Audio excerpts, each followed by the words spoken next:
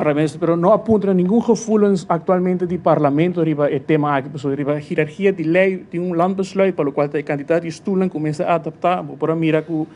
parte da coalição, fração MEP também estava preocupada, então urgente para diálogo, urgente para chamar ministro para central comissão para o qual comissão de transporte,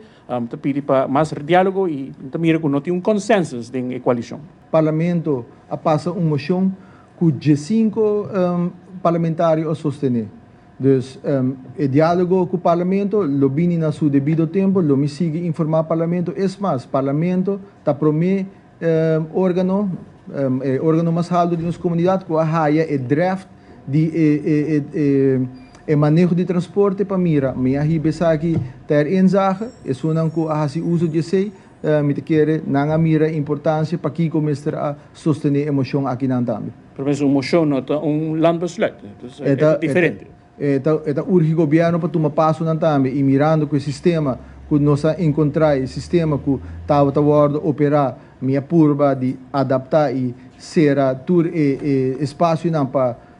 corrupção no túmulo lugar e essa aqui não está por ordem garantizar, pensei me mestre tuma passo não imediato, maneira mabisa estava chega no tema de integridade-risco e informar a autoridade não, para mim como tuma passo aqui não para não estar consciente também para que como tenho tuma passo na aqui.